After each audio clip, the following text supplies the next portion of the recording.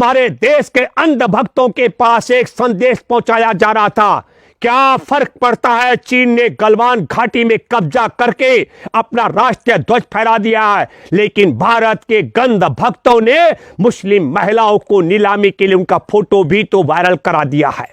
बहुत बड़े हाथ हैं और इन बड़े हाथों को बचाने के लिए दिल्ली पुलिस सक्रिय होती है और दिल्ली पुलिस का डीएसपी कहता है, मैं दावे के साथ मैं कह सकता हूं, ये बड़े लोगों तक हाथ पहुंचने हैं कानून के उससे रोकने का षड्यंत्र है। प्रधानमंत्री नरेंद्र मोदी जो 56 इंच के सीने वाला शेर बताया जाता है, जो 25 दिसंबर 2015 को देश को बताए बगैर लाहौर पाकिस्तान में चाय पीने के लिए प्रधानमंत्री की सुरक्षा में चूक का मामला था या प्रधानमंत्री की सुरक्षा को चूक का मामला बनाया गया, इसकी तह तक जाने के लिए बहुत जरूरी हमारे को है। मैं आपको पहले बताना चाहता हूं, 3 जनवरी को पीआईबी की तरफ से जो प्रेस रिलीज जारी की गई थी, जिसमें पंजाब दौरे का जिक्र था प्रधानमंत्री का, उसमें हुसैनी वाला जाने का कोई प्रोग्राम नहीं बताया गया। 5 जनवरी की सुबह प्रधानमंत्री नरेंद्र मोदी पीआईबी की प्रेस रिलीज को ट्वीट करते हैं पंजाब दौरे के लिए। आज उनके जो कार्यक्रम है उससे अवगत कराते हैं 5 जनवरी की सुबह, उसमें भी हुसैनी वाला जाने का कार्यक्रम नहीं था। लेकिन जब प्रधानमंत्री का काफिला फिरोजपुर की रैली में जाने से पहले भटिंडा में 20 मिनट तक एयरपोर्ट पर इंतजार करते हैं, यह गृह मंत्रालय की जानकारी। गृह मंत्रालय कहता है आज सुबह भटिंडा पहुंचे, जहां से वह हेलीकॉप्टर से हुसैनी वाला स्थित राष्ट्रीय शहीद स्मारक जाने वाले थे।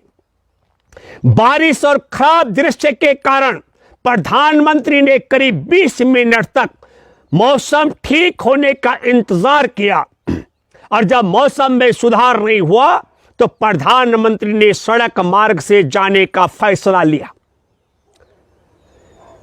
तो अब यही सवाल है कि प्रधानमंत्री की सुरक्षा में चूक थी या प्रधानमंत्री की सुरक्षा में चूक का षड्यंत्र किया गया।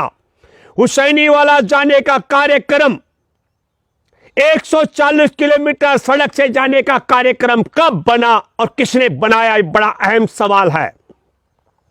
पंजाब पुलिस के डीजीपी ने क्या कहा और केंद्रीय खुफिया एजेंसी ने क्या कहा। प्रधानमंत्री की जहां की यात्रा होती है, नियम यह है उसके कई दिन पहले सुरक्षा की टीम जिले में मौजूद रहती है। उस टीम ने क्या कहा, उसकी इनपुट क्या थी। प्रधानमंत्री की सुरक्षा का जिम्मा एसपीजी के पास होता है, वह खुफिया एजेंसी और राज्य की पुलिस के साथ मिलकर अंतिम फैसला करती है। सुप्रीम कोर्ट के मुख्य न्यायाधीश एमबी रमन्ना, जस्टिस सूर्यकांत और जस्टिस हिमा कोहली की बेंच ने आज सुनवाई करते समय एक बहुत बड़ी बात कही। आप सबको मैं बताना चाहता हूं कि पंजाब के डीजी को, मुख्य सचिव को, एसएसपी को नोटिस जारी करके और उन्हें दोषी ठहराया जा रहा है और दूसरी तरफ सुप्रीम कोर्ट से भी कोई फैसले की आस लगाई जा रही है। सुप्रीम कोर्ट ने कहा आपका नोटिस अपने आप में विरोधाभासी है और न केवल विरोधाभासी है, सुप्रीम कोर्ट 7 जनवरी को सुनवाई के वक्त रोक लगा चुका था, तमाम तरह की रोक राज्य और केंद्र सरकार पर, उसके बावजूद भी नोटिस पर नोटिस जारी किए गए। प्रधानमंत्री की सुरक्षा में चूक का मामला है। पंजाब के बॉर्डर पर 50 किलोमीटर अंदर तक बीएसएफ के अधिकार क्षेत्र में है। मेरे दोस्तों, इस बात पर हमको जाना पड़ेगा कि प्रधानमंत्री नरेंद्र मोदी का कार्यक्रम अचानक हुसैनी वाला राष्ट्रीय शहीद स्मारक में जाने का किसने और कब बनाया। और यह इसलिए बनाया गया, इसके कई कारण हैं, लेकिन सबसे बड़ी बात यह है कि प्रधानमंत्री की सुरक्षा को जो खतरा है, उस पर एसपीजी के मुखिया का मौन रहना, उस पर बीएसएफ का मौन रहना, उस पर पंजाब के पुलिस के डीजी का मौन रहना, प्रधानमंत्री कार्यालय का मौन रहना और गृह मंत्रालय का मौन रहना। एक एएनआई की एजेंसी है, एएनआई के रिपोर्टर ने जारी किया कि प्रधानमंत्री ने वापसी में भटिंडा एयरपोर्ट पर पहुंच करके पंजाब के अधिकारी को लताड़ लगाकर कहा कि शुक्रिया कहना अपने मुख्यमंत्री को कि मैं भटिंडा एयरपोर्ट पर जिंदा लौट आया। यह हमारे देश के प्रधानमंत्री, उन प्रधानमंत्री नरेंद्र मोदी जो 56 इंच के सीने वाला शेर बताया जाता है, जो 25 दिसंबर 2015 को देश को बताए बगैर लाहौर पाकिस्तान में चाय पीने के लिए और काबुल में नाश्ता करने के लिए पहुंच जाए, जहां पर दुश्मन देश में वहां खतरा नहीं था, लेकिन 10,000 पुलिस फोर्स, पैरामिलिट्री फोर्स और दुनिया के सबसे ताकतवर जो हमारी एसपीजी है, उसके घेरे में हमारे देश की प्रधानमंत्री की जान को खतरा था। 15 मिनट 20 मिनट प्रधानमंत्री रुके। देश के लिए सबसे शर्म की बात है कि देश के प्रधानमंत्री की जान को खतरा है, लेकिन यह खतरा डाला किसने है? मैं ये बात इसलिए भी कहना चाहता हूं, असल मसला यह नहीं है। असल मसला ड्रामा अगर हम जाएं, आप सब लोगों को जानकारी है कि मेघालय के राज्यपाल सत्यपाल मलिक ने सार्वजनिक तौर पर खुलासा किया। 3 जनवरी को देश के तमाम समाचार पत्रों में उनका एक बयान है। वो हमारे किसानों की शहादत के बाद, जब किसानों की 500 के करीब शहादत हो चुकी थी, तब प्रधानमंत्री से मिले थे, जिसका खुलासा अब किया है 3 जनवरी को। उसमें क्या कहा? प्रधानमंत्री घमंड में तेरे प्रधानमंत्री ने कहा, क्या किसान मेरे लिए मरे हैं?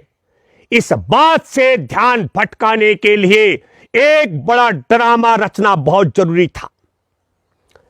फिरोजपुर की रैली में जहां लाखों लोगों की उम्मीद बताई गई थी, वहां 500 लोग पहुंचे। उस रैली की, फ्लॉप रैली की खबर को दबाना बहुत जरूरी था।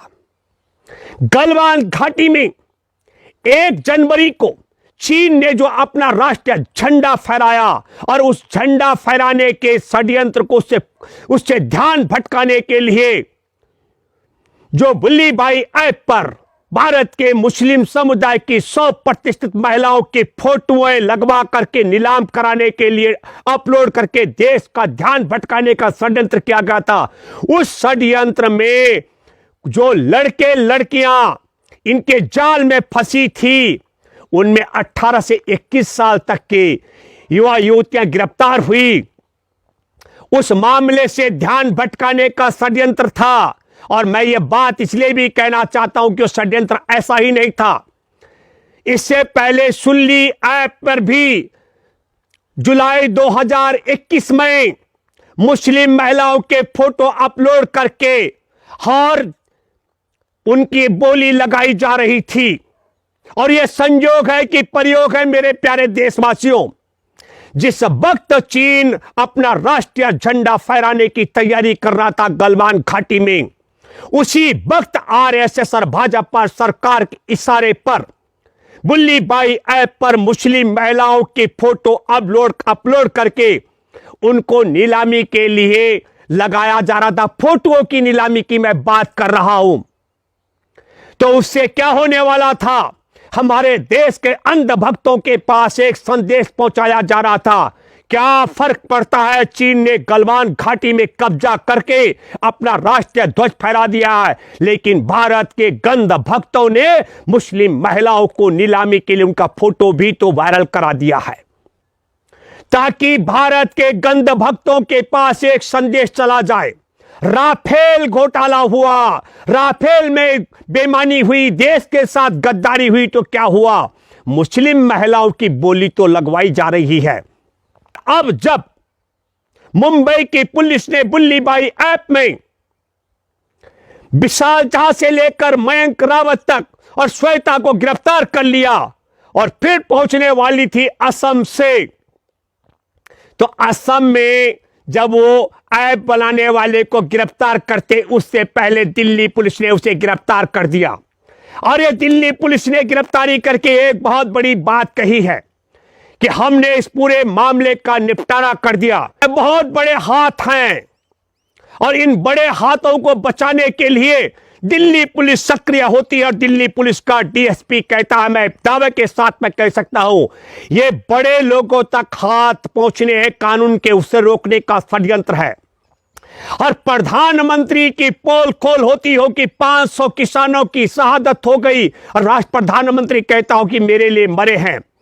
मैं आपसे अपील करता हूं कि इस पूरे मामले में हमारे जुलाई 2021 और अब जनवरी 2022 में मुस्लिम महिलाओं के फोटो को नीलामी कराने का मामला और हमारे देश में मेघालय के राज्यपाल के कथन के मुताबिक 500 किसान मेरे लिए मरे हैं क्या, ऐसा दावा करने वाले प्रधानमंत्री का ये जो ड्रामा था, वो ड्रामा 4-5 चीजों को लेकर के था।